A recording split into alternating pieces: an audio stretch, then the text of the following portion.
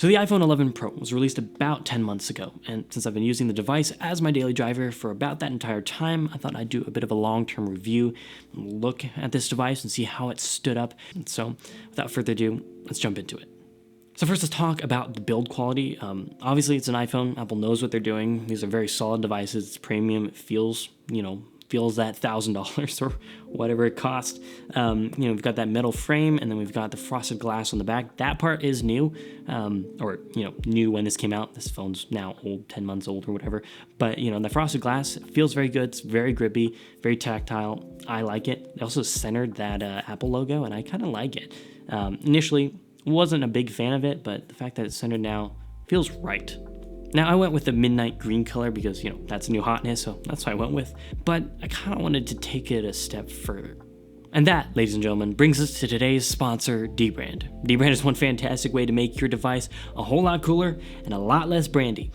Not brandy, but brandy, if you know what I mean. Dbrand offers a wide variety of skins, but the one I've got on my iPhone 11 Pro is the teardown skin, which is really cool because you get to see the guts of your phone on the outside. It's almost like one of those skeleton costumes for people, but it's for your phone.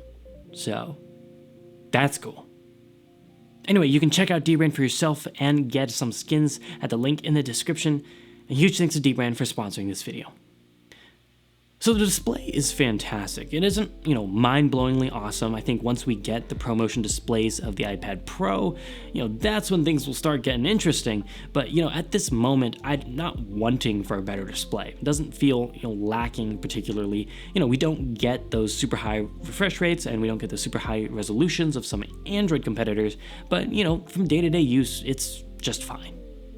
I love the fact that it's extremely well calibrated color-wise, and having that sustained peak brightness when you're watching HDR content, like on Netflix, that's really fun. And the touch latency is pretty much unnoticeable. It's not an issue for me, and it feels very responsive even 10 months later. Now, at the top of the display, we've got that notch, and to be honest, I don't really notice it anymore. It's been, a couple generations now that we've had this notch, and kind of feels like it's here to stay, but I don't really notice it. And even when watching movies and it is cutting out a little bit of the content, it's kind of like just, it's there, and I don't really notice it. Face ID isn't really that much of an improvement from the iPhone 10. Yes, it's a little faster, and yes, it's a little bit more of a wide angle, where it's able to see your face and unlock, but it's not really like a generational improvement that, Touch ID 2 was to Touch ID 1.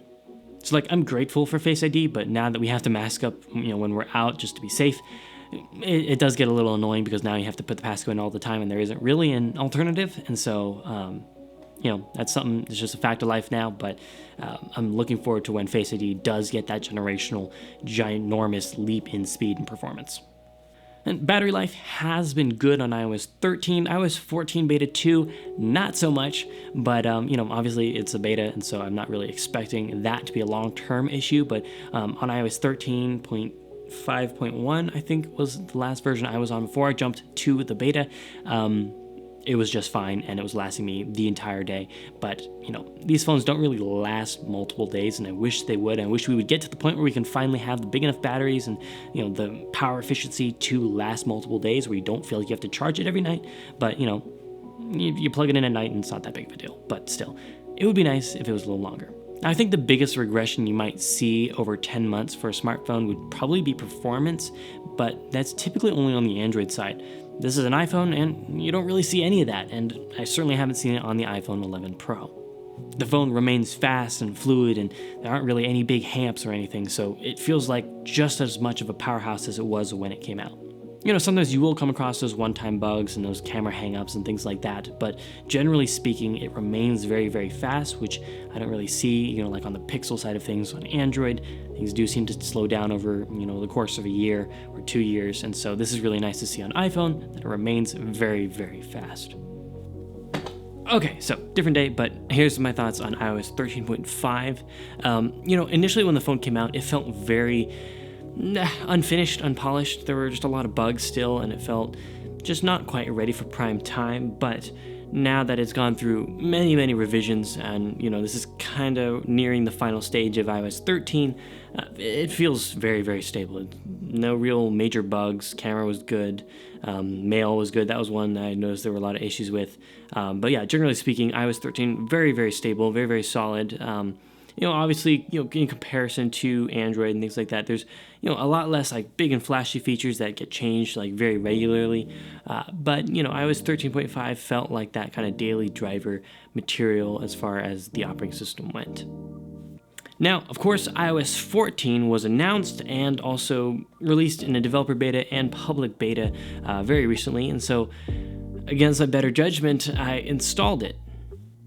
And to my surprise, it felt extremely stable. Like, it felt more stable than iOS 13.0, public release back in, I think it was September. So, that was surprising, and generally speaking, it just felt like it was almost ready for prime time. So that got me really excited until I updated to beta 2. That's where things definitely started to take a turn for the worse. There were a lot more crashes. The camera got a little buggy. The app drawer is okay, and it got a little better, but there's some weird things where you remove an app and it still shows up inside of the app drawer, or widgets won't refresh and things like that. So, it's a little less polished, it feels, but I'm looking forward to beta 3 when hopefully things get a little better. But iOS 14, I think it is definitely that update that was very much needed in the iPhone platform.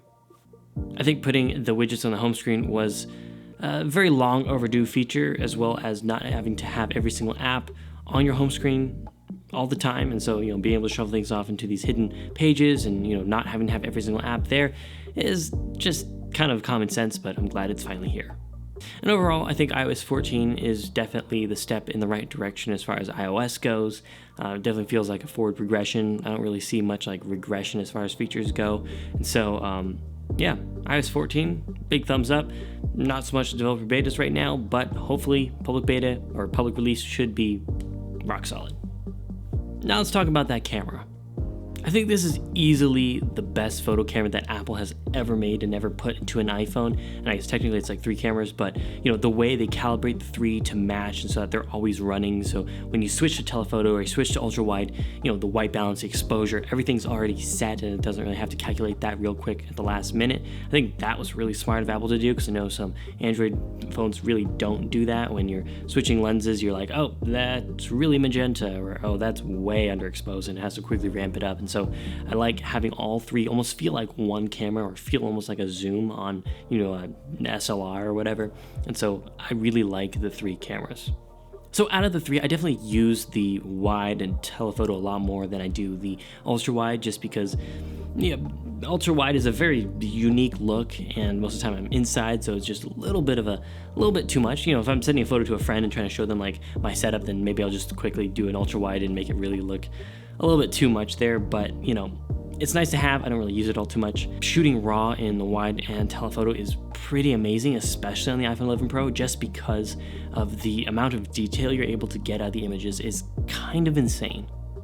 Now, you might have noticed I've been saying photo camera, not video camera. And for most people, the video capture capabilities of the iPhone 11 Pro is unparalleled. It is amazing. I personally don't shoot a lot of video on my iPhone, just because, if I'm going to be shooting something more professional, I'm going to use my camera, and so I don't really need the phone. I'll use it for shooting, video, but it won't be for like films or trying to be super controlled. So, that is something to keep in mind. But honestly, if you're not really planning on using it for that and you have another camera to shoot video, I wouldn't really worry about that.